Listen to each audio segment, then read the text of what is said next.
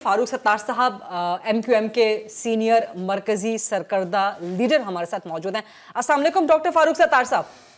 जी वालेकुम अस्सलाम। बहुत शुक्रिया, आपने अपनी अनथक कैंपेन में से वक्त निकाला। आपके लिए नेक ख्वाहिशात का इजहार भी कि अवाम आपको जो है इलेक्ट करवाएं कराची में। सूरत हाल क्या है आपके हलके में, जीत के इम्कानात क्या हैं? और अगर आप मुझे सवाल की इजाज़त दें, MQM लंदन अल्ताफ हुसैन उनकी तरफ से उम्मीदवारों का कल ऐलान हो गया है, ये कितना खतरनाक या कितना परेशान कुन है MQM पाकिस्तान के लिए? मेरे ख्याल में जो हमारे रिवायती तारीखी वोट बैंक की हमसे जो सबसे बड़ा गिला और शिकवा था ना, वो ये था कि हम तकसीम थे और बिखरे हुए थे। वो बेटर सेंस और बेहतर समझबूझ जब कायम हुई ना, और पिछले साल 11 जनवरी को हम सब बाहम शीरो शकर हो गए, यकजा और मुत्तहिद हो गए ना, और एक मुत्तहिद मुनज़्ज़म मुतहर्रिक MQM कायम कर ली, और फिर पीछे मुड़कर नहीं देखा खालिद मकबूल भाई, मुस्तफ़ा कमाल भाई और फारूक सत्तार भाई ने, तो क्या मरदमशुमारी में 75 लाख हमने अपनी लापता आबादी बाजियाब कराई। एक कौमी असम्बली की सीट हमें इजाफी मिली कराची को, और 3 सूबा असम्बली की, इसमें कोई PTI और जमात इस्लामी जो कि कराची में क्लेम करते हैं कि वो भी हैं, लेकिन ये सिंगल हैंडेड MQM का काम।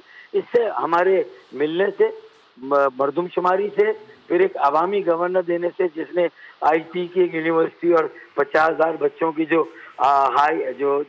एडवांस IT की जो 10 लाख रुपए का कोर्स एक साल में होगा, और 10-10 लाख की नौकरियों पर इंशाल्लाह हो जाएंगे।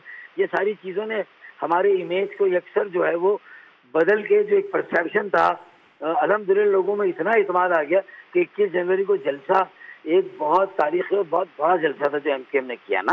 और फिर देखिए, मैं अगर सीनियर हूँ तो मेरे साथ PS 110 में शारिक नसीम है, जो कि IT कंसल्टेंट है फिनटेक के अमेरिकन कंपनी के। तो हमने बसीरत को जिद्दत के साथ और तजुर्बे को वलवले के साथ मिलाया।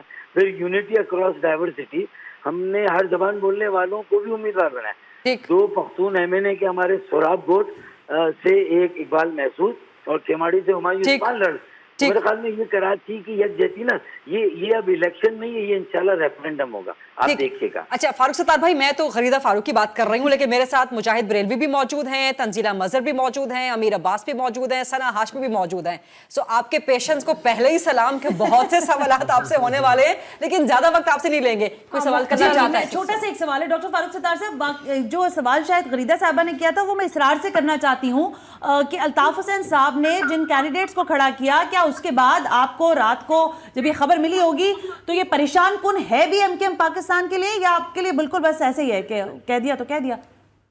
मैं समझता हूँ कि ये सियासी फैसला अगर वो कोई करे ना ऐसे मौके पर कि सबको जोड़ना है या कहीं ना कहीं तकसीम का तासुर रहने देना है, तो इस वक्त तो देखना है अपने लोगों को जिनके लिए MQM बनाई थी, जिनके लिए APMSO बनी थी, ये फैसला उन मकासद के बरखिलाफ है या उन मकासद के फेवर में है। तो मैं समझता हूँ कि अब जो मर्जी देखे, सबकी मर्जी इलेक्शन लड़ना, लेकिन मुझे यकीन है कि लोग अब तक़सीम के फार्मूले को मुस्तरद करेंगे और जहाँ यकजहती और इत्तेहाद की बात होगी उसे सपोर्ट करेंगे। हाँ, ये मीडिया में 2-4 दिन, ये 2 दिन और बात हो जाएगी, लेकिन 8 फरवरी को देख लीजिएगा, लेकिन फारूक साहब, लंदन से होने वाला फैसला लंदन के भी हक में या उनके खिलाफ जाएगा। लेकिन डॉक्टर साहब, ये लंदन और पाकिस्तान की तकसीम से ज्यादा खतरनाक क्या तकसीम होगी जो MQM के वोटर को हिलाएगी?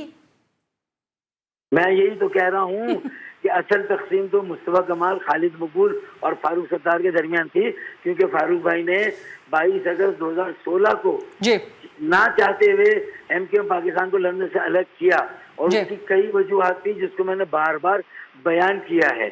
अब मुनासिब और बेहतर तो ये होना चाहिए था कि ये देखें कि अगर ये किया भी है ऐलान वहां से, तो देखें इससे फायदा किसको होगा।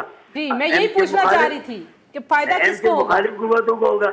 MQM मुखालिफ जो 15 सालों से बदतरीन करप्ट तरीन हुक्मरानियां कायम है, जो कच्चे के डाकू हमारे सरों पर मुसल्लत है अपनी मसनूई अक्सरियत की बुनियाद पर, उन्हें तो कच्चे के डाकुओं को पीपल्स पार्टी को फायदा होगा। डॉक्टर साहब, ये अब देखें ना, ये जो आपने खुद चले कच्चे का डाकू कह दिया, तो अब सवाल ये है कि انہی کچے کے ڈاکوؤں کے ساتھ آپ 16 مہینے بیٹھے رہے. کیا لوگ یہ بار بار چیز اپنے حلق سے نیچے اتار لیں گے کہ جب وہ کچے کے ڈاکو ہوتے ہیں الیکشن کے وقت اور بعد میں پھر وہ کچے کے ڈاکوؤں کے ساتھ رومانس شروع ہو جاتا ہے جب اقتدار میں بیٹھنا ہو, یہ ہضم کر لیں گے لوگ بار بار کہ کوئی ایک انڈرسٹینڈیبل پالیسی تو ہونا ایم کیو ایم کی؟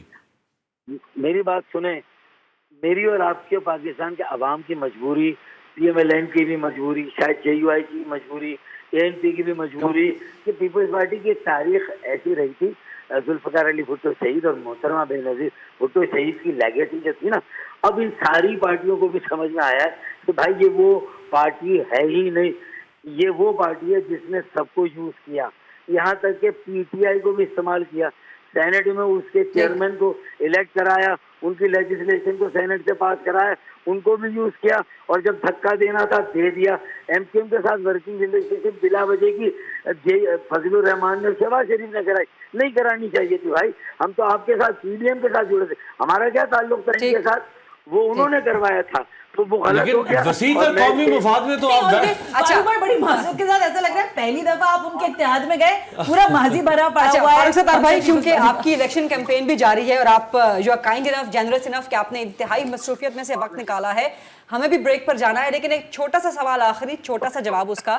آپ کی سیٹ سمیت کیا امید ہے ایم کیو ایم کراچی سے قومی اسمبلی کی کتنی سیٹیں حاصل کر پائے گی؟ ایک, اور ہاں یاد آیا, جو آپ کی اس وقت سوشل میڈیا پہ کیمپین چل رہی ہے نا, جو آپ لوگوں نے ٹرک آرٹ والے بینرز بنائے ہوئے ہیں بڑے ہی کمال کے جی, اس پہ میں چاہوں گی کہ کبھی ہم وہ چلا سکیں. اس پہ چند نعرے ہیں جی, پلٹ تیرا ووٹ پتنگ ہے, اور نہ چھیڑ پتنگانو. تو بڑا وہ انوویٹو, بڑی اچھی وہ کیمپین ہے, اس کے لیے تعریف. اور دوسرے سوال کا جواب دے دیجیے گا فاروق ستار بھائی. میں یہ سمجھتا ہوں کہ یہ ایم کیو ایم نے انوویشن شروع کی. میں نے کہا نا, اگر میں ویژن ہوں تو شارق نسیم میری انوویشن ہے, میں بصیرت ہوں وہ جدت ہے. اور ایم کیو ایم نے سب سے پہلے کیمپین بنایا تھا 12 مئی کا جب واقعہ ہوا, اور ہمارا ایک ایسا پرسیپشن بنا دیا کہ سارا ملبہ ہم پہ ڈال دیا گیا تھا. اور اس کے بعد اس کیمپین نے سب سے پہلے آئی ٹی کو, سوشل میڈیا کو استعمال کیا. یہ اور بات ہے کہ ہماری کچھ اپنی بھی اس زمانے کی فاروق ستار بھائی, کتنی سیٹیں دیکھیں, جتنی سیٹوں سے ہم کھڑے ہوئے نا کراچی میں 18 کی 18 جیتیں گے انشاءاللہ. ارے یہ بتائیں تمام بڑے واقعے مئی میں کیوں ہوتے ہیں؟ بریک پر جائیں. ہر بڑا واقعہ مئی میں کیوں ہوتا ہے, 9 مئی 12 مئی؟ بریک پر جانا ہے. فاروق ستار بھائی بہت بہت شکریہ. ویسے 9 مئی جو ہے وہ 12 مئی کو بہت پیچھے چھوڑ گئی. درست بات ہے, یہ درست بات ہے. بہت شکریہ ڈاکٹر فاروق ستار صاحب.